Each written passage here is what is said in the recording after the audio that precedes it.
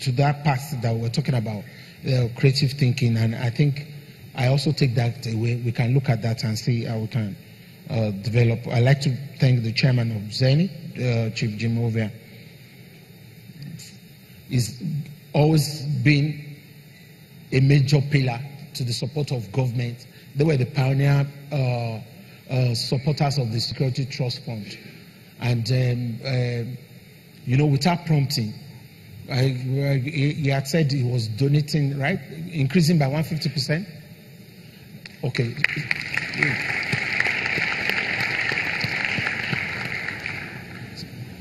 So you didn't say about my own land use charge that I increased by 400%. I thought it was going to be equitable.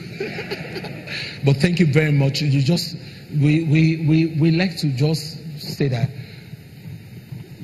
message I'm giving here today is that, you know what? I want the business community to own the economy. That is the new way governance can work. It's not we against them. You know, this whole concept of public sector and then the private sector on the other side, we are in it together. We think together. So the idea is that we only create an enabling environment while the private sector should drive the economy. Because at the end of the day, we sustain the social fabric to allow peace and comfort to reign. So we just say big thank you to you also. Yalo, I like the idea of the dual vocational training. You say that's a missing link. We're doing something called Ready, Set, Work. But again, it means that it's not properly institutionalized in a way that will be able to capture those who are coming from secondary school and then disappearing. If we have 5 tertiary institutions in Lagos State, even maybe including Unilag or whatever, and the total population in a year in all those tertiary institutions is just 58,000, then there's a looming challenge ahead of us.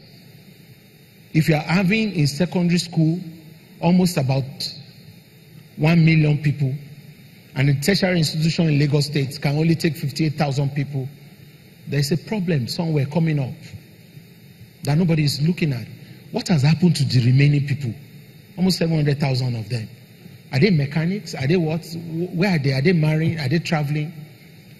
So you have this whole concept of economic slave trade.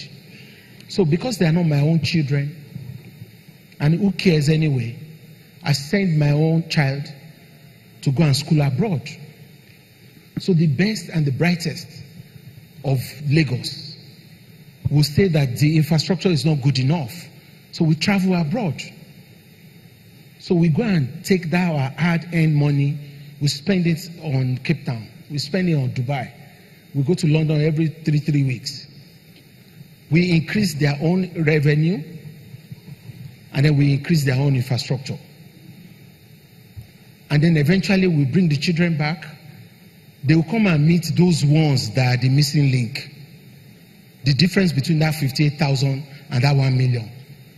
So they take the political positions, and then after having gone to Ivy League schools, they become subservient to those ones. So we take our best, the brightest, they go and walk everywhere. All our doctors, they're outside. So it's temporary. What about the long-term journey? That's the message we are trying to send there. So the little that we sacrifice, we use it to improve our own. So if it is tourism, if it is creative industry, if it is anything, let us do it here. The number of people that came into Lagos last December increased almost about 4 times, just because there was one thing or the other for them to look at or to just entertain themselves with. And then I hear feedback, next Christmas I'm not going to spend it in Dubai. Please, who knows you in Dubai anyway?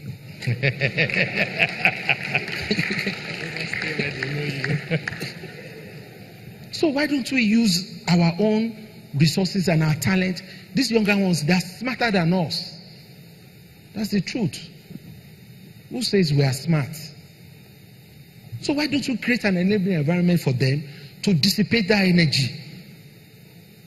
That is what this is all about. It is not about today. It's about the continuous reverse of what is good for us and somebody has to champion it. And then, you know, some people have to sacrifice themselves to be able to tell us that that gap we are living, we are actually, you know, because once we are gone anyway, have you seen the trend? Yeah, no matter how much will you do anyway, no matter how much properties you have anyway, because the children didn't work for it and they don't normally live here, they are the first set of properties they will sell. Who cares? They never know the city anyway. So that's the truth. We must make them, these younger ones and our children, to understand who we are. So obviously, we'd like to also raise support for the said absence of technical colleges. We have, but we have to increase them. And then appeal for Security Trust Fund, like we said. The truth is this: the government, including myself, have nothing to do with the funds or the monies put in the Security Trust Fund. We don't know how they spend it, but we get value for it. So we just want to appeal to corporate organizations. You are the ones driving the Security Trust Fund, and you can see the difference. For every 5 minutes you drive on the streets of Lagos, there is one car somewhere. And beyond the cars, there is communication going on everywhere. It comes at a cost. So I also join in the appeal that, you know, that one is not a tax, it's donate generously. It's voluntary. Tony is here, it's voluntary, Abi. Good. You want to say something? Yes. Thank you, Your Excellencies, Your Excellency, the Governor and the Deputy Governor, other distinguished ladies and gentlemen. I think my name is Aliko Dangote.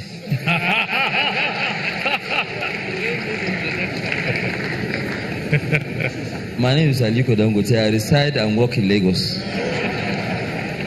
But really, Your Excellency, I must congratulate you for what you have actually achieved in this short period of time, the passion that you have in terms of presenting the case of Lagos.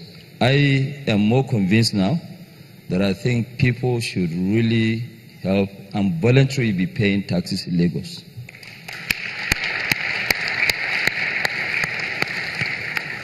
Yes, and I think, you know, for people who are doing business here, Lagos is the most friendliest state in Nigeria. Not because we are here, because they don't really disturb people doing businesses here. Why don't you go to other states and you try? You will see hell. I'm not advertising for Lagos. That's why I always say that, look, there is not a single time that you go with a problem and the governor will ask you, okay, fine, come back tomorrow. Because he knows the system. He called everybody and said, let us sit down and sort out the issue. So, Your Excellency, we congratulate you. We'll continue to support you. And I am calling on people. It's true.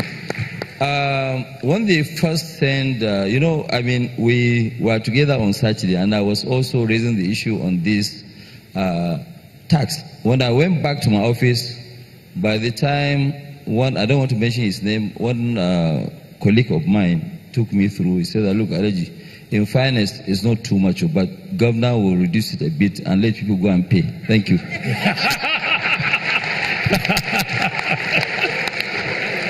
Well, no, sorry. That's the way of businessmen. Unfortunately, I'm not a businessman. So I want to say a big thank you to Aliko. Thank you very much. Like I said, you know, when you look at those numbers again, you see it. But again, it's just one of the taxes. But truly, let me tell you, we're open to dialogue. What's the whole essence of, you know, punishing your citizens and they are unhappy with you anyway? Is it not part of social justice? Yeah. Is social justice for the poor alone? It's for rich and poor, Abi. You say yes? It's okay, thank you. We'll see. Princess Okeo